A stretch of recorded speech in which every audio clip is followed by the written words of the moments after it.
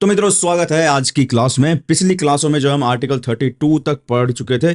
Article 32 जो हमने देखा था ना भैया, वो था, क्या था? वो जो था आर्टिकल नंबर 32 जो था मेरे प्यारे मित्रों, वो था राइट टू कॉन्स्टिट्यूशनल रेमेडीज। मतलब अगर आपका फंडामेंटल राइट आपको नहीं दिया जाता है तो सीधे सुप्रीम कोर्ट जा सकते हो और बोल सकते हो, साहब सुप्रीम कोर्ट साहब, हमारा फंडामेंटल राइट दिलाओ। हमको संविधान ने दिया है, इसको हमको वापस से दिलाओ। तो ये था आर्टिकल 32 में। लेकिन आज मैं एक गाना गा के सुनाना चाहता हूं मेरे प्यारे भाइयों और उनकी बहनों।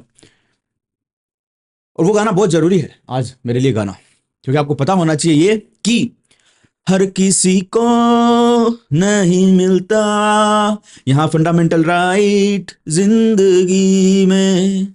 हाँ, हर किसी को नहीं मिलता फंडामेंटल राइट जिंदगी में। मतलब कुछ लोग ऐसे भी है मेरे प्यारे मित्रों जिनको फंडामेंटल राइट नहीं दिया जाता भारत में। ओ भाई साहब, क्या बात बोल दी भाई आपने, क्या बात बोल दी ऐसी। फंडामेंटल राइट किसी को नहीं दिया जाता, ऐसा भी हो सकता है। हाँ, ऐसा हो रहा है। और खास बात तो ये है, मैंने आपको बताया था कि भाई आपके फंडामेंटल राइट आपको नहीं मिले तो आर्टिकल 32 में आप सुप्रीम कोर्ट जा सकते हो, हाई कोर्ट जा सकते हो 226 में। लेकिन यहां कुछ लोग ऐसे जिनको फंडामेंटल राइट दिए भी नहीं जा रहे और वो बेचारे सुप्रीम कोर्ट में भी नहीं जा सकते। और ना ही सुप्रीम कोर्ट इनको फंडामेंटल राइट दिला सकता है, क्योंकि संविधान यानी कि हमारे कॉन्स्टिट्यूशन में ही लिखा हुआ मेरे प्यारे मित्रों कि ये लोग जो है, इनकी लिस्ट बनाई हुई, बोले इनको फंडामेंटल राइट नहीं मिलेंगे। क्यों? क्यों नहीं मिलेंगे साहब? इन लोगों से संविधान बनाने वालों की क्या दुश्मनी थी कि इनको फंडामेंटल राइट देने से मना कर दिया? क्यों किया गया ऐसा? तो भैया दुश्मनी जो है ना, वो कुछ नहीं थी, एनिमी नहीं थे ये, ना ही उनकी एनवी थी इनसे। तो फिर क्यों मना किया? मना इसलिए किया क्योंकि ये जो लोग हैं, ये कुछ ऐसी ड्यूटी में लगे हुए हैं, ये कुछ ऐसे काम करते हैं जहां में इनके कुछ fundamental right, some fundamental right जो है वो इनकी ड्यूटी के साथ में टकराव पैदा कर सकते हैं। टकराव का मतलब होता है ब्रुम ब्रुम ब्रा। यानी अगर इनको ये फंडामेंटल राइट कुछ दिए गए तो ये अपनी ड्यूटी ठीक से नहीं कर पाएंगे, या फिर ये फंडामेंटल राइट दिए गए तो इनकी ड्यूटी में जो इनको काम करवाना चाहते हैं, जो संविधान निर्माताओं ने और सरकारों ने जो सोचा था कि इनको क्या काम करना चाहिए, वो काम ये ठीक से नहीं कर पाएंगे। तो इसलिए इनके कुछ फंडामेंटल राइट्स हटा दिए गए हैं कि इन लोगों को नहीं मिलेंगे। अगर आप लिस्ट दी है ना कि लोगों की बल्कि सर्विसेज की लिस्ट दी है कि आप इन इन सर्विस में इन इन नौकरियों में काम करते हो, तो आपको कुछ फंडामेंटल राइट नहीं मिलेंगे। ये आपको नौकरी ज्वाइन करने से पहले ही पता होता है। और आप अगर वो ज्वाइन करते हो फिर भी, तो फिर आपको वो फंडामेंटल राइट नहीं मिलेंगे। जब तक आप उस नौकरी पे रहोगे, जैसे आप रिटायर हुए, आपको सारे के सारे फंडामेंटल राइट मिलने लग जाएंगे। बहुत बढ़िया। तो भैया कौन कौन सी है, कौन कौन सी नौकरी है ऐसी जिसमें हमको फंडामेंटल राइट नहीं मिलता है, हम उसमें नहीं जाएंगे, ऐसा आप सोच सकते हो। लेकिन भाई सबसे ज्यादा लोग इन्हीं में भागते हैं भारत में। तो देखो क्या लिखा हुआ है, armed forces and fundamental right. सशस्त्र बल का मतलब आर्म्ड फोर्सेज का मतलब कि जिसके पास है बंदूक, भैया मैं ना बंदूक है। तो उस आर्म फोर्सेस के फंडामेंटल राइट्स के बारे में बातें की जा रही है यहां पे। आर्टिकल 33। जस्ट देखो क्या भाई, संविधान निर्माताओं ने क्या मजा गेम खेला, एकदम बढ़िया है ना। एक सेकंड दे रहा मेरे को, just give me 1 second my dear friends, 1 second.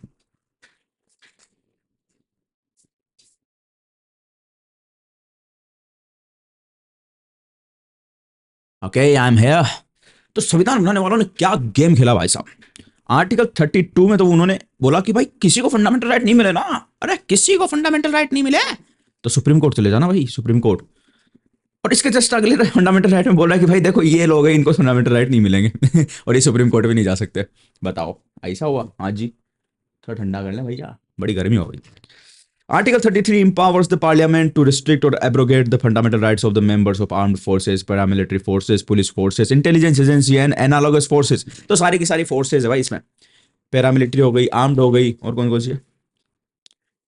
Police force, intelligence agency, सारे के सारे जितने भी हमारे या तो इंटेलिजेंस एजेंसी है या फिर जो लोग कानून को बनाए रखने में अपना योगदान देते हैं, जैसे कि मिलिट्री हो गई, पुलिस हो गई, इन सब के कुछ फंडामेंटल राइट काट सकता है, हटा सकता है आर्टिकल 33। ये आर्टिकल 33 पार्लियामेंट को पावर देता है कि भाई पार्लियामेंट चाहे तो इस आर्टिकल के अंदर इन पुलिस फोर्सेज की, आर्म्ड फोर्सेज की, पैरामिलिट्री फोर्सेज की, एनालॉगस फोर्सेज की, सीक्रेट सर्विसेज की, इनके कुछ फंडामेंटल राइट्स को वो हटा सकते हैं, ले सकते हैं उनके पास कि भाई तुमको ये फंडामेंटल राइट नहीं मिलेंगे। ठीक है।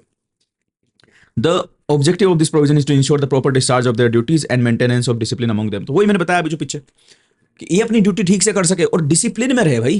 जैसे कुछ एक फंडामेंटल राइट है, like for example if we see here, एक आर्टिकल 19 में है कि साहब आप जो है अपने मन की freedom of speech and expression है ना, freedom of speech and expression, ये है भैया आर्टिकल 19 में, ठीक है। अब पता है बहुत बड़े बड़े जो कांड हो जाते हैं कई बार देश में, वो कौन देखता है? पुलिस वाले ही उसकी जांच करते हैं ना, पुलिस वाले करते हैं, ठीक है। या फिर आर्मी वाले जो है, आर्मी वालों को सिचुएशन कंट्रोल करने के लिए पता नहीं क्या क्या करना पड़ता है, जहाँ on the spot on ground जहाँ पे वो काम कर रहे हैं। तो भाई अगर इनके ये फंडामेंटल राइट नहीं काटे जाएंगे तो कोई भी इनमें से पुलिस वाला, आर्मी वाला आके प्रेस कॉन्फ्रेंस कर सकता है कि भाई हमने तो ये किया, और हो सकता है वो काम ऐसे हो जो जरूरी हो देश के लिए, लेकिन जनता सुन के उनको ना समझ पाए, जनता उनको उल्टे तरीके से ले ले, तो वो देश को डिस्टेबलाइज भी कर सकते हैं। ऐसे ऐसे काम हो सकते हैं ये लोग करते हों अपनी इन्वेस्टिगेशन में, क्योंकि इन्वेस्टिगेशन ये सब में गुंडे, मवाली, चोर, डाकू, लुटेरे, टेररिस्ट, आतंकवादी, इनसे ही पाला पड़ता है इनका। तो अगर कोई इनमें से आकर प्रेस कॉन्फ्रेंस कर देगा कि भाई मेरे को तो आर्टिकल 19 ने फंडामेंटल राइट दिया हुआ, मैं तो बताऊंगा प्रेस कॉन्फ्रेंस करके, तो भाई पूरा का पूरा सिस्टम खराब हो जाएगा ना, ये अपना काम नहीं कर पाएंगे ठीक से, डिसिप्लिन नहीं रहेगा इनमें, है ना। तो भाई इसीलिए इनके right to freedom of speech and expression, इस टाइप के राइट को हटाया हुआ है कि भाई तुम लोगों को नहीं मिलेंगे, क्योंकि तुम लोग आर्म्ड फोर्सेज हो, तुमको हथियार देते हैं हम, और तुम्हारे से ऐसे ऐसे काम करने के लिए तुम्हारी ड्यूटी में लिखा हुआ है, जो हो सकता है जनरल पब्लिक को पता चले तो मामला गड़बड़ हो सकता है, तो इसलिए तुम ज्यादा इंटरव्यू नहीं दोगे। अच्छे, the power to make laws under article 33 is conferred only on parliament and not on state legislature. Any such law made by parliament cannot be challenged in any court on the ground of contravention of any fundamental right। तो बोला भाई साहब article 33 में जो arm forces के fundamental right cartel करने का अधिकार है, यानी कि काटने का अधिकार है, फंडामेंटल राइट वापस लेने का अधिकार है, वो सिर्फ पार्लियामेंट को दिया हुआ है। तो आर्टिकल 33 में कानून कौन बना सकती है? देखो आर्टिकल 33 ने बोला कि भाई पार्लियामेंट कानून बना के है ना फंडामेंटल राइट ले सकते किसी का। आर्टिकल 33 ने तो उसको पावर दी। देखो ये क्या हो रहा है यहाँ पे, सिस्टम समझो। यहाँ पे आर्टिकल 33 तो पावर दे रही है पार्लियामेंट अपनी प्यारी, है ना, पार्लियामेंट, और ये इसके नीचे स्टेट लेजिस्लेचर। तो आर्टिकल 33 तो इस पार्लियामेंट को पावर दे रहा है, ये पावर दी इसने पावर दी, है ना, स्टेट लेजिस्लेचर को पावर नहीं दी, ठीक है। अब पावर किस बात की दी? इस बात की नहीं दी, ये नहीं बोल रहा है कौन कौन से फंडामेंटल राइट तुम हटाओगे उनके, नहीं, आर्टिकल 33 ने बोला कि भाई हम तुमको पावर दे रहे हैं, तुम्हारे को जो अच्छा लगे वो वाला फंडामेंटल राइट तुम काट सकते हो। अब पार्लियामेंट क्या करेगी? कानून बनाएगी, है ना, और कानून बना के उनमें लिखेगी कि हम कौन कौन से फंडामेंटल राइट इनसे ले रहे हैं। जो पार्लियामेंट कानून बना के लिखेगी वही फंडामेंटल राइट जो है अप्लीकेबल नहीं होंगे आर्म फोर्सेज पे। ये बात है भैया यहाँ पे। Accordingly, the Parliament has enacted the Army Act, the Navy Act, the Air Force Act, the Police Force Restriction to Right Act, Border Security Force Act and so on। तो सारी forces जो अलग अलग है, चाहे आर्मी हो, चाहे navy हो, चाहे पुलिस फोर्स हो, सभी के पार्लियामेंट ने अलग अलग कानून बना के उनके फंडामेंटल राइट्स को काट दिया, कम कर दिया, ठीक है। This imposition these impose the restriction on the freedom of speech, यानी मैंने बताया भी आर्टिकल 19 में फ्रीडम ऑफ स्पीच पे लगाते हैं। राइट टू फॉर्म एसोसिएशन, ये भी आर्टिकल 19 में दी हुई है, उस पर भी रोक लगाते हैं। Right to be members of trade union, ये भी आर्टिकल 19 में दी हुई है। Political association, right to communicate with the press, ये भी आर्टिकल 19 में दी है। Right to attend public meeting and demonstration, तो आर्टिकल 19 में जो अधिकार दिए ना मेनली उन पर रोक लगाई जा रही। क्यों? क्योंकि भाई आर्म्ड फोर्सेज वालों तुम अपना काम करो, ये बोलने की काम करो, तुम अपने हथियार संभालो और दुश्मन को संभालो, ठीक है। ये प्रेस कॉन्फ्रेंस करना ये सब तुम्हारे लिए जरूरी नहीं है, वो हम कर देंगे। तो नेता वेता उनसे काम कराते हैं, खुद प्रेस कॉन्फ्रेंस करते हैं। जैसे अभी कहीं भी टेररिस्ट अटैक हो जाता है ना, टेररिस्ट अटैक हो जाता है, तो भैया सरकार क्या बोलती है कि हम इसका वो करेंगे, इसका हम इलाज करेंगे, बदला लेंगे। लेकिन उसमें ये थोड़ी है कि भाई कोई फौजी आगे ये बताने लग जाए प्रेस कॉन्फ्रेंस में कि हम ये हमारी जो है योजना चल रही है, हम इस प्लान के तहत ये वाला काम करने वाले नहीं। कभी बताते हैं क्या? नहीं बताते ना, अचानक से अपने को पता चलता है। कौन बताता है? या तो न्यूज़ वाले बताते हैं, या फिर सरकारी जो नेता वेता वो बताते हैं, मंत्री ये बताते हैं कि भाई हमने ये किया। तो मंत्री करेंगे प्रेस कॉन्फ्रेंस, आर्मी नहीं करेगी। आर्मी काम करेगी, वो पीछे से सल्टाएगी दुश्मनों को, है ना। बताने वाले लोग दूसरे हैं, जब बताना होगा तब बता देंगे। आर्मी वाले कभी नहीं करेंगे, पुलिस वाले कभी नहीं करेंगे प्रेस कॉन्फ्रेंस, सीक्रेट सर्विसेज वाले कभी कभी नहीं करेंगे प्रेस कॉन्फ्रेंस। तो बहुत सारे जो सेक्रेटरी है इनको तो हमने देखा है कि भाई फाइनेंस सेक्रेटरी हो गए, ये हो गए, वो हो गए, ये तो आते रहते, कलेक्टर साहब हो गए, आते रहते टीवी पे। लेकिन कभी देखा कभी किसी आर्मी के सर्विंग ऑफिसर को, किसी रो जो सीक्रेट सर्विस है उसके सर्विंग ऑफिसर को, किसी पुलिस के ऑफिसर को आके छोटी छोटी चीजें बताते हैं? नहीं बताते वो, है ना। बड़े अधिकारी होंगे जो इनके पुलिस वालों के, आर्मी वालों के, इनके, वो भी विद परमिशन आके जो है प्रेस कॉन्फ्रेंस कर सकते हैं, अगर गवर्नमेंट बोले उनको कि हाँ भाई इस बात पे तुम प्रेस कॉन्फ्रेंस करो। तो इनका ये राइट काटा हुआ है, इनका ये राइट लिया हुआ है, ठीक है। अभी कुछ यहाँ पे एक एक एक एक एक, एक दिया हुआ है martial law versus national emergency, ये बीच में डाल दिया गया है एक टेबल। तो हम पहले समझ लेते हैं कि मार्शियल लॉ क्या होता है, नेशनल इमरजेंसी क्या होती है। तो नेशनल इमरजेंसी और मार्शियल लॉ जो है ना, मैं नॉर्मल समझा रहा हूँ, फिर उसके बाद डिफरेंस तो वहां पे देख लेंगे अपन। मार्शियल लॉ का मतलब होता है कि भाई यहाँ पे सेना ही शासन कर रही है ना, सेना का शासन। और नेशनल इमरजेंसी का मतलब होता है मेरे प्यारे मित्रों, इसका मतलब होता है कि सेंटर का शासन, यानी केंद्र सरकार के पास सारी पावर चली गई, ठीक है। सेना का शासन बहुत ज्यादा स्थिति खराब हो जाती है ना, बहुत ज्यादा, तब चालू किया जाता है। और इसमें सब कुछ फिर सेना ही संभालती है भाई अपने हिसाब से। और कोई ज़्यादा 3-5 करता है, नहीं मानता बात बार बार समझाने के बाद, तो उसको मार भी सकते हैं ये सेना वाले, मार भी सकते हैं ना। यानी उसका आर्टिकल 21 के अंतर्गत राइट टू लाइफ भी ले सकते हैं, और इन पे कोई केस भी नहीं हो सकता अगर किसी को मार दे तो। अपने काम करते टाइम पे अगर कोई बीच में इनके आ रहा है और उसको मार दिया गया तो इन पे कोई केस मुकदमा भी नहीं हो सकता, इनको उससे भी छूट है। मार्शियल लॉ में बहुत ज़्यादा पावर आ जाते हैं सेना के पास, एक्स्ट्रा ऑर्डिनरी पावर आ जाते हैं। और यहाँ पे फिर कोई सरकार नहीं चलती, किसी स्टेट में कहीं जगह पे मार्शियल लॉ लगाओ ना तो वहाँ पे सिर्फ सेना ही चलेगी और किसी सरकार की नहीं चलेगी, वहाँ पे सेना ही संभालेगी सब कुछ। लेकिन नेशनल इमरजेंसी में क्या है भाई, नेशनल इमरजेंसी में पावर सेंटर के पास चले जाते हैं, केंद्र सरकार, यानी कि अभी समझो तो मोदी जी की सरकार, केंद्र सरकार, तो अगर इमरजेंसी लगती है तो मोदी जी के पास में पावर सारे चले जाएंगे, लेकिन स्टेट वाली सरकारें भी बनी रहेगी, वो खत्म नहीं हो जाएगी, नहीं। पावर जो है ना, डिसीजन मेकिंग के पावर, वो केंद्र सरकार यानी कि सेंट्रल गवर्नमेंट के पास चले जाएंगे। तो मार्शियल लॉ ज़्यादा खतरनाक है ना, मार्शियल लॉ ज़्यादा खतरनाक है, और जो नेशनल इमरजेंसी वो मार्शियल लॉ से कम खतरनाक है। लेकिन नेशनल इमरजेंसी एक पॉलिटिकल लेवल पे लगाई जाती है, मार्शियल लॉ लगाया जाता है वहाँ पे। नेशनल इमरजेंसी तो लगाते हैं जब केंद्र सरकार के पास ज़्यादा पावर होता है, मार्शियल लॉ वहाँ लगाया जाता है जहाँ पे सिचुएशन बहुत ज़्यादा बिगड़ चुकी है, तो वहाँ पे सेना के पास सारे पावर होते हैं, टोटल पावर सेना के पास में, फिर अपने हिसाब से जो भी वो करना चाहे वो कर सकते हैं, पूरी छूट उनको रहती है। अच्छा, और मैंने बताया था कि नेशनल इमरजेंसी के टाइम पे आर्टिकल 20-21 नहीं हटते हैं, पहले हमने देखा था, ठीक है। लेकिन यहाँ पे मार्शियल लॉ में भाई कोई भी आर्टिकल नहीं बचता, सेना किसी को मारना चाहे तो 21 भी ले सकती है, उसका राइट टू लाइफ भी ले सकती है, कोई अगर सहयोग नहीं कर रहा है सेना का तो वो उसको मार भी सकते हैं, ठीक है। ऐसा भैया सिस्टम है, चलो अब पढ़ लेते हैं, तो ऐसे समझ जाओ क्या हो गया। Okay, martial law versus national emergency.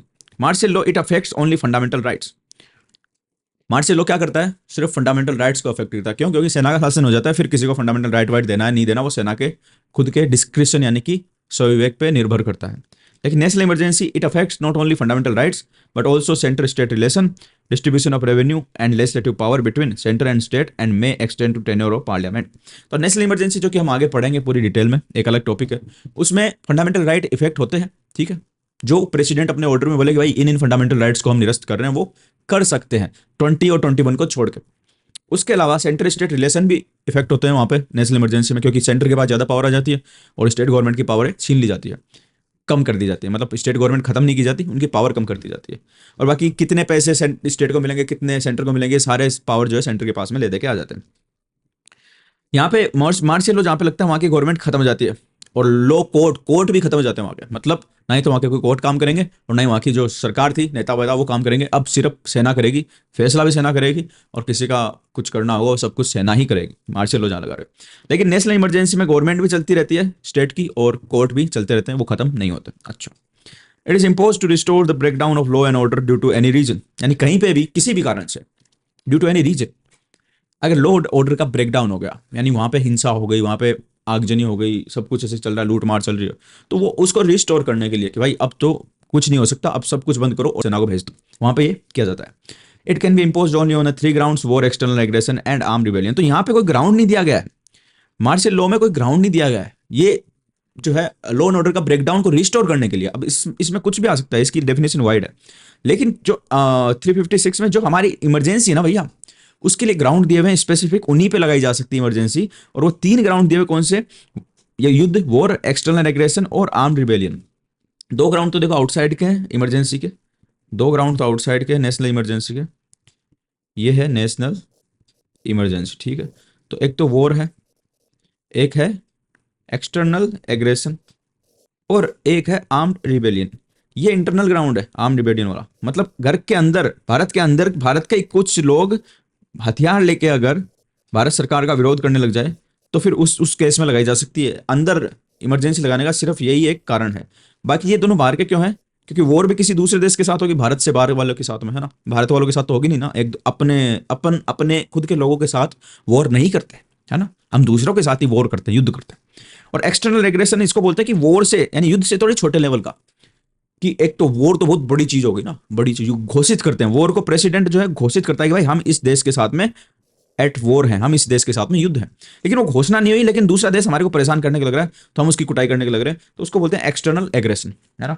तो दो तो ये कंडीशन हो गई, ये एक्सटर्नल कंडीशन इसलिए बोला हूं कि भारत से बाहर के लोग शामिल है इसमें, लेकिन यहाँ पे भारत के लोग ही, आर्म्ड रिबेलियन में भारत के लोग ही शामिल है कि वो हथियार लेके भारत सरकार का विद्रोह कर रहे हैं, तो उस केस में भी इमरजेंसी लगाई जा सकती है, ठीक है। 3 ही केस है जिसमें इमरजेंसी लगाई जा सकती है, इसके अलावा किसी भी कंडीशन में नेशनल इमरजेंसी नहीं लगाई जा सकती। It imposes in some specific area of the country, it is imposed either in the whole part of any part of the country. तो भैया ये जो है ना, ये मार्शल लॉ पूरे देश में नहीं लगाया जाता कभी भी। ये कोई ऐसा स्पेसिफिक एरिया जहाँ पे लॉ एंड ऑर्डर का ब्रेकडाउन हो चुका है, जहाँ पे कानून व्यवस्था बिगड़ चुकी है बहुत बुरी तरीके से, कि अब भाई पुलिस ये कोई नहीं सुधार सकते, वहाँ पे आर्मी को भेजा जाता है। लेकिन जो नेशनल इमरजेंसी है वो किसी पार्ट में भी लगाई जा सकती है, भारत के किसी हिस्से में भी लगाई जा सकती है, और पूरे भारत में भी लगाई जा सकती है। ठीक है, नेशनल इमरजेंसी। हाँ जी। It has no specific provision in the constitution, it is implicit. जो मार्शल लॉ है उसके बारे में कॉन्स्टिट्यूशन में कहीं पे कुछ लिखा हुआ नहीं है स्पेसिफिक रूप में। मतलब ऐसे नहीं लिखा हुआ कि मार्शल लॉ क्या होगा, इसको लगाने की प्रक्रिया क्या होगी, ये क्या होगा, वो क्या होगा, ये नहीं लिखा हुआ। बल्कि बस एक आर्टिकल जो हम आगे पढ़ेंगे उसमें ये लिखा हुआ है कि मार्शल लॉ के टाइम पे फंडामेंटल राइट कौन कौन से हट जाएंगे, और मार्शल लॉ का इतना ही लिखा हुआ है वहां पे। अब वो मार्शल लॉ क्या होता है क्या नहीं होता कुछ नहीं लिखा हुआ। तो ये इम्प्लिसिट है। इम्प्लिसिट का मतलब कि बस इतना लिख दिया कॉन्स्टिट्यूशन में कि मार्शल लॉ के टाइम पे फंडामेंटल राइट हट जाएंगे। तो अब खुद ही समझो मार्शल लॉ क्या होता है ना। कॉन्स्टिट्यूशन में और कुछ नहीं बताया, बस एक लाइन में इतना सा शब्द में मार्शल लॉ का नाम लिया हुआ है। ठीक है, लेकिन जो इमरजेंसी है उसके पूरे डिटेल प्रोविजन दिए हुए कॉन्स्टिट्यूशन में, एकदम लिखा हुआ है कॉन्स्टिट्यूशन में कि इमरजेंसी क्या होगी, किन आधारों पे लगाई जाएगी, कैसे लगाई जाएगी, कैसे नहीं लगाई जाएगी, सब कुछ उसमें लिखा हुआ है, कैसे उसको रिवोक किया जाएगा। तो वो एकदम डिटेल प्रोविजन है। तो इसलिए बोल रहा है कि मार्शल लॉ तो जो है वो तो है क्या है, इम्प्लिसिट है, और ये एक्सप्लिसिट है। ठीक है, the expression member of the arm forces also cover such employ of the arm forces as. तो ये बोला कि भाई मेंबर ऑफ आर्म फोर्सेज के फंडामेंटल राइट को रिस्ट्रिक्ट कर सकते हैं। ठीक है, आर्टिकल 33 में। और आर्म फोर्सेज में सिर्फ वो नहीं आएंगे जो हथियार लेके बॉर्डर पे जाके ब्लुम ब्लुम ब्लुम कर रहे हैं, नहीं, उसमें आर्मी के जो बार्बर है वो भी आएंगे, सब्जी बनाने वाले वो भी आएंगे, रोटी बनाने वाले वो भी आएंगे, और सभी जो है ना कारपेंटर, मैकेनिक, सबके सब, कुक, चौकीदार, बूट मेकर, टेलर, जो नॉन कॉम्बेटेंट जॉब होते हैं, नॉन कॉम्बेटेंट जॉब जो होते हैं आर्मी में, उसमें जो लोग हैं वो भी आएंगे, उनके भी फंडामेंटल राइट रिस्ट्रिक्ट किए जा सकते हैं। A parliamentary law enacted under Article 33 can also exclude court-martial tribunals established under the military law from the writ jurisdiction of the Supreme Court and the High Court so far as the enforcement of the fundamental right is concerned.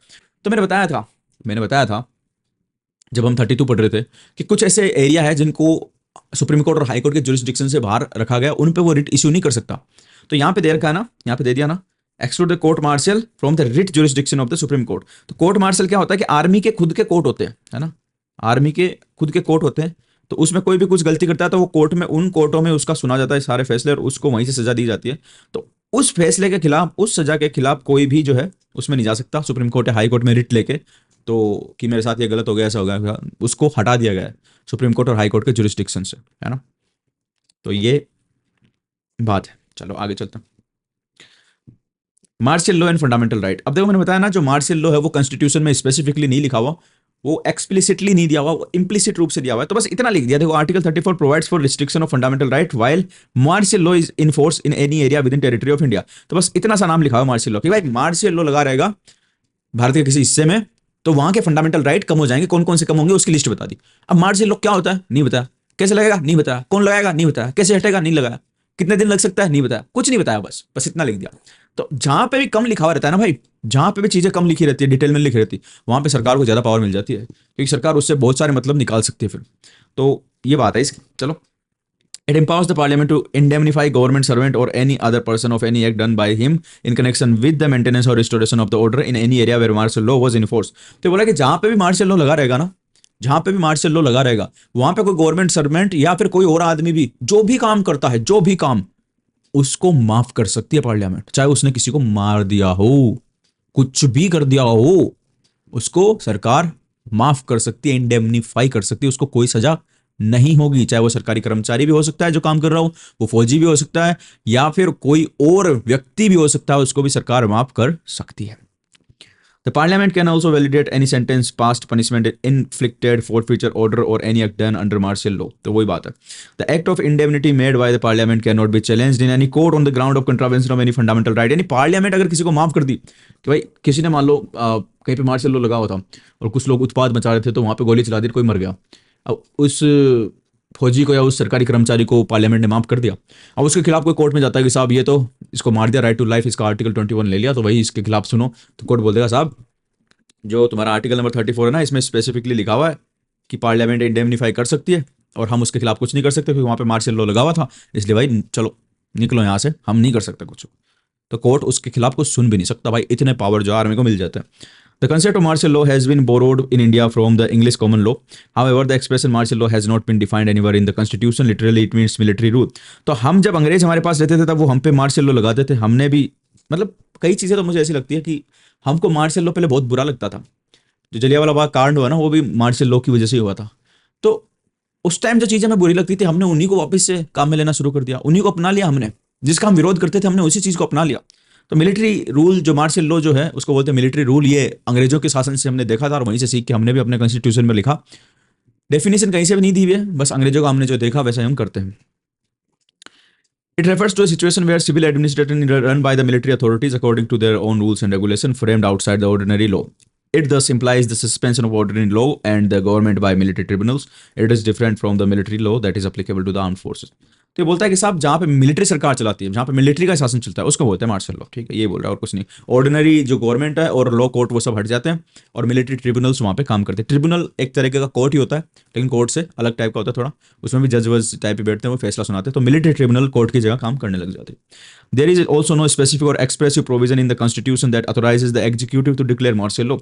However, it is implicit in Article 34, which martial law can be declared in any area within the territory of India. The martial law is imposed under the extraordinary circumstances like war, invasion, insurrection, rebellion, riot, or violent restriction to law, resistance to law. Its justification is to repel forces by force, maintaining, restoring order in the society. तो ये बोल रहा है कि साहब कहीं भी constitution में मार्शल लॉ नहीं समझाया हुआ. ये तो हमने पहले से 50 बार बोल चुके हैं बात. दूसरी बात बोल रही है कि पार्लियामेंट अपने हिसाब से लगाएगी. और मार्शल लॉ कहाँ लगाया जाता है, तो फॉर एग्जांपल इसने बताया जहाँ पे सिचुएशन बहुत खराब हो जाए, जहाँ पे लोग विद्रोह करने लग जाए, जहाँ पे कोई घुसपैठ होने लग जाए. ठीक है, इस तरीके की जगह पे लगाया जाता है. और इसका जस्टिफिकेशन क्या देते हैं मार्शल लॉ का कि भाई फोर्स जो है ना, फोर्स यानी लोग फोर्सफुली विद्रोह कर रहे तो उनको फिर फोर्स से ही काबू किया जा सकता है, उनको बल प्रयोग से ही काबू किया जा सकता है. तो इसलिए मार्शल लॉ लगाया जाता है. और मार्शल लॉ में बल प्रयोग नहीं होता, जान भी ली जा सकती है किसी की, और उसको फिर सरकार माफ भी कर सकती है उस व्यक्ति को. ये सबसे खतरनाक चीज़ है भैया. During the operation of martial law, the military authorities are vested with the abnormal powers to take all necessary steps. They impose restriction and regulation on the rights of civilians, can punish civilians and even condemn them to death. तो बोले कि extra ordinary right जो मैं बता रहा हूँ इतनी देर से मिल जाते हैं मिलिट्री को, और वो किसी की जान भी ले सकते हैं, किसी को जो पनिशमेंट देना चाहे वो दे सकते हैं, ताकि वो वहाँ पे लॉ एंड ऑर्डर की सिचुएशन को बरकरार कर सकें. The Supreme Court held that the declaration of martial law does not ipso facto result in suspension of the writ of habeas corpus. तो सुप्रीम कोर्ट ने बोला कि भाई मार्शल लॉ तुम डिक्लेयर कर दो, कोई दिक्कत नहीं है, बहुत सारे फंडामेंटल राइट जो है ना, फंडामेंटल राइट वो सस्पेंड हो जाएंगे, लेकिन रिट जो है हैबेस कॉर्पस की, यानी to present the body of, हमने जो पढ़ा था है ना, to have the body of, कि उसकी बॉडी लाओ, हैबेस कॉर्पस. तो आर्टिकल 32 का वो राइट जो ना भैया वो सस्पेंड नहीं होगा. यानी अगर आप किसी को मार्शल लॉ लगा, किसी को उठा ले जाती है सेना, मिलिट्री किसी को उठा ले जाती है, पुलिस किसी को उठा ले जाती है वहाँ पे जहाँ पे मार्शल लॉ लग रहा है, तो उसके लिए कोर्ट जरूर ये बोल सकता है कि भैया देव इसको हमारे सामने लेके आओ, है ना, इसकी to present the body of, to have the body of, उसकी बॉडी हमारे सामने लाओ कि वो उसको आपने गलत तरीके से मार वार तो नहीं दिया इस तरीके के. तो ये सुप्रीम कोर्ट ने बोला है. हालांकि जहाँ पे मार्शल लॉ लगा रहता है वहाँ पे पता ही नहीं चलता कौन कहाँ जा रहा है, कौन उठ रहा है, कौन नहीं उठ रहा. The declaration of martial law under Article 34 is different from the declaration of the national emergency under Article 352. The difference between the two are summarized in table. तो हमने देख लिया ऊपर. तो भैया ये था सिस्टम. मार्शल लॉ बहुत ज़्यादा एक्स्ट्रा ऑर्डिनरी पावर दे देता है हमारी आर्मी को और सरकार को और बाकी सरकारी फोर्सेस को. वो कुछ भी कर सकते हैं, फिर उनको सारा का सारा पावर मिल जाता है. सरकार वो खुद ही चलाते हैं फिर, और कोर्ट जो लोकल गवर्नमेंट, लोकल कोर्ट सब सस्पेंड हो जाते हैं. उसके अलावा फिर जो मार्शल लॉ है वहाँ पे सिचुएशन काबू करने के लिए किसी को मारना हो तो वो मार भी सकते हैं, और सरकार सभी को माफ भी कर सकती है. तो मार्शल लॉ बहुत थोड़ा हाई लेवल की चीज़ है. बहुत ज़्यादा जब सिचुएशन खराब होती है तभी लगाया जाता है. नॉर्मली नॉर्थ ईस्ट के कुछ राज्यों में पहले लगाया हुआ था, अभी हटाया जा रहा है. धीरे धीरे सारी जगह शांति स्थापित हो रही है. उसके अलावा नेशनल इमरजेंसी हमने देखी, और हमने देखा कि आर्म फोर्सेस के फंडामेंटल राइट आर्टिकल 33 में ये है दिया हुआ कि सरकार उनके रिस्ट्रिक्ट कर सकती है, और आर्टिकल 34 में हमने पढ़ा कि जहाँ पे मार्शल लॉ लगा था वहाँ पे फंडामेंटल राइट जो है वो स्ट्रिक्ट हो जाते हैं. अब नेक्स्ट क्लास में पढ़ेंगे कि भैया, नहीं नेक्स्ट क्लास में नहीं पढ़ेंगे, इसमें पढ़ेंगे. आर्टिकल 35 पढ़ लेते हैं. इसमें ये लिखा हुआ है कि भाई कोई भी फंडामेंटल राइट के लिए कानून अगर बनाएगी ना तो वो सेंट्रल गवर्नमेंट बनाएगी. सिर्फ क्या बोला हुआ है इसमें कि फंडामेंटल राइट्स के बारे में कई जगह ऐसा लिया हुआ है कि वो फंडामेंटल राइट लागू करने के लिए कानून बनाना पड़ेगा या फिर उन पर रिस्ट्रिक्शन लगाने के लिए कानून बनाना पड़ेगा. ऐसा हमने बहुत सारे फंडामेंटल राइट में पढ़ा था. तो बोले ये दोनों काम कौन करेगा? ये पार्लियामेंट ही करेगी, है ना. ये काम स्टेट की जो लेजिस्लेचर है वो नहीं करेगी. स्टेट वालों को ही पावर नहीं दिया हुआ है. तो जो भी फंडामेंटल राइट है या फिर कॉन्स्टिट्यूशन के अधिकतर प्रोविजन है उनके बारे में कानून बनाने का अधिकार सिर्फ और सिर्फ पार्लियामेंट को दिया हुआ है. Article 35 lays down that the power to make laws to give effect to the certain specified fundamental rights shall vest only in parliament and not in state legislature. तो state legislature को power नहीं मिलेगा, सिर्फ और सिर्फ parliament को ही power मिलेगा। अच्छा, this provision ensures that there is uniformity throughout India with regard to the nature of those fundamental right and punishment for their infringement in this direction. Article 35 contains the following provision. तो ये बोल रहा है कि साहब parliament को power बनाने क्यों दिया? इसलिए दिया क्योंकि फंडामेंटल राइट हम चाहते हैं, संविधान कॉन्स्टिट्यूशन तो पूरे भारत का एक ही है ना, कॉन्स्टिट्यूशन तो एक ही है पूरे भारत का। तो वो चाहते थे कि फंडामेंटल राइट के लिए कोई भी अगर सजा दी जाए कि किसी फंडामेंटल राइट का उल्लंघन किया जा रहा है, उसके लिए कोई सजा हो, तो वो पूरे भारत में, अखिल भारत में, ऑल इंडिया में सेम सजा हो। लेकिन अगर स्टेट को हम दे देते राइट कि भाई तुम कानून बना लो फंडामेंटल राइट के लिए, तो स्टेट वाले तो अलग अलग स्टेट वाले अलग अलग कानून बनाते हैं। जैसे राइट टू क्या बोलते हैं, अनटचेबिलिटी को जो है आर्टिकल 17 में अबोलिश करने का, अनटचेबिलिटी को, ये फंडामेंटल राइट था, है ना, उसमें कानून बना के ये फंडामेंटल राइट लागू किया जाएगा। तो अलग अलग स्टेट वाले अनटचेबिलिटी के लिए अलग अलग सजा देते, तो भारत में अलग अलग जगह पे अलग अलग सजा होती। तो वो अधिकार स्टेट वालों को इसलिए नहीं दिया गया, वो अधिकार दिया गया पार्लियामेंट को, ताकि पार्लियामेंट कानून बनाए तो पूरे भारत में एक ही सजा हो, क्योंकि पार्लियामेंट तो एक ही कानून बनाएगी पूरे भारत के लिए। तो आज भाई अनटचेबिलिटी की किसी को 2 साल की सजा दी जाती है, तो हर स्टेट में, हर जगह भारत में 2 साल की सजा दी जाएगी, है ना। तो इसलिए यूनिफॉर्मिटी रहे, समानता रहे कानूनों में, इसलिए पार्लियामेंट को यह अधिकार दिया गया, स्टेट वालों को यह अधिकार नहीं दिया गया। The parliament shall have the and state legislature of the state shall not have the power to make laws with respect to the following matter। तो कौन कौन से मैटर बताए गए जिनमें फंडामेंटल राइट पे सिर्फ और सिर्फ संसद कानून बनाएगी, राज्य विधानसभाएं कानून नहीं बनाएगी। पहला, दूसरा, तीसरा, चौथा। Prescribing residence as a common condition for certain employment और अपॉइंटमेंट इन स्टेट और यूनियन टेरिटरी और लोकल अथॉरिटी और अदर अथॉरिटी। तो मैंने बताया था ये, तब जब मैंने आर्टिकल 16 पढ़ाया था, पिछले से पढ़ते आ रहे हो धीरे धीरे, तो ये पता होगा। वहां पे मैंने बताया था कि आर्टिकल 16 में रेजिडेंस को जो है किसी नौकरी के लिए क्राइटेरिया बनाया जा सकता है कि भाई इस जगह से हो तभी तुमको ये नौकरी के लिए अप्लाई कर सकते हो सरकारी नौकरी में। और ये नियम सिर्फ और सिर्फ कौन बना सकती है? पार्लियामेंट। ये स्टेट नहीं बना सकती। तो वही दिया हुआ है कि पार्लियामेंट प्रेस्क्राइब कर सकती है रेजिडेंस को as a criteria for any job. कौन कौन से जॉब हो सकते हैं वो? अपॉइंटमेंट इन स्टेट हो सकता है, यूनियन टेरिटरी हो सकता है, लोकल अथॉरिटी में हो सकता है, अदर अथॉरिटी, सरकार से जुड़ी हुई कहीं पे भी अपॉइंटमेंट होगा, तो इसके लिए कानून सिर्फ और सिर्फ बनाएगी पार्लियामेंट, ना कि स्टेट लेजिस्लेचर। दूसरा, empowering the court other than supreme court. तो ये वो जब हमने आर्टिकल 32 पढ़ा था उसमें बताया था मैंने कि सुप्रीम कोर्ट और हाई कोर्ट के अलावा भी पार्लियामेंट किसी कोर्ट को ये अधिकार दे सकती है कि वो रिट पिटीशन सुन सकता है। तो वो अधिकार सिर्फ और सिर्फ कौन दे सकता है? पार्लियामेंट दे सकती है। Restricting abrogating the application of fundamental rights to the member of arm forces, police forces. ये अभी हमने आर्टिकल 33 जो जस्ट ऊपर पढ़ा है, तो उसमें भी बताया हुआ है कि जो आर्टिकल रिस्ट्रिक्ट किए जाएंगे आर्म फोर्सेस के, वो सिर्फ और सिर्फ पार्लियामेंट द्वारा कानून बना किए जाएंगे, स्टेट लेजिस्लेचर कानून बना के नहीं कर सकती। एक चीज ध्यान देना, इसमें गलती कर सकते हो, कई लोगों को पता होगा कि पुलिस जो है ना, पुलिस वो स्टेट लिस्ट में आती है, स्टेट सब्जेक्ट है, यानी पुलिस पे कंट्रोल स्टेट का होता है। आर्मी पे, एयरफोर्स पे और नेवी पे कंट्रोल किसका होता है? इस पे सेंटर का कंट्रोल होता है ना। लेकिन स्टेट पे मतलब पुलिस पे स्टेट का कंट्रोल तो होता है भैया, लेकिन पुलिस के फंडामेंटल राइट कम करने का जो कानून बनाएगी वो पार्लियामेंट यानी सेंटर ही बनाएगा, स्टेट कानून नहीं बना सकती। ये बात ध्यान रखना, ठीक है, ये बात को ध्यान रखना भाई। कई ऐसे सोच सकते हैं कि यार पुलिस तो स्टेट के अंडर है तो फिर उसके लिए कानून स्टेट बनाएगी। नहीं बनाएगी मेरे प्यारे मित्रों, उसके लिए भी पार्लियामेंट ही बनाएगी। इंडेमनीफाइंग एनी गवर्नमेंट सर्वेंट और any other person from any act done during the operation of martial law. Article 34 अभी जो पढ़ के आया, जब मैंने बताया कि भाई कोई भी गवर्नमेंट सर्वेंट कुछ भी करे उसको पार्लियामेंट माफ कर सकती है ना, कि भाई तूने किया कोई दिक्कत नहीं, वहां पे मार्शल लॉ लगाओ था, तुझ पर कोई कार्रवाई नहीं की जाएगी। तो वो सिर्फ और सिर्फ पार्लियामेंट कर सकती है, ना कि स्टेट लेजिस्लेचर। दूसरा, Parliament shall have the and state legislature of the state shall not have the power to make laws for prescribing punishment of those acts that are declared to be offences under the fundamental right. These include the following: untouchability, तो मैंने बताया untouchability, छुआछूत के लिए कानून बनाने का अधिकार पार्लियामेंट के पास होगा। Traffic in human beings and force labour, article 23 जो हमने पढ़ा था, राइट टू क्या राइट अगेंस्ट एक्सप्लॉयटेशन, जो उसकी हेडिंग में हमने 2 आर्टिकल पढ़े थे 23 और 24। उसमें था कि साहब ह्यूमन बींग में ट्रैफिक और फोर्स लेबर के लिए भी जो कानून बनाएगी वो कौन बनाएगी? पार्लियामेंट बनाएगी, और पूरे भारत में वो कानून लागू होंगे।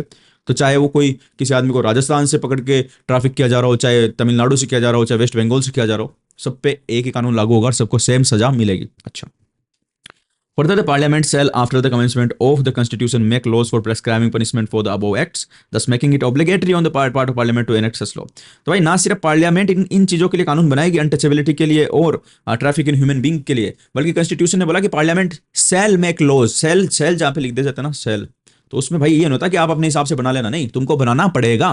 तो ना सिर्फ पार्लियामेंट को बनाने का अधिकार दिया गया, बल्कि पार्लियामेंट को ये कानून बनाने का उत्तरदायित्व भी दिया गया कि भाई तुम ये कानून बनाना, और पार्लियामेंट ने ये कानून बनाए थे।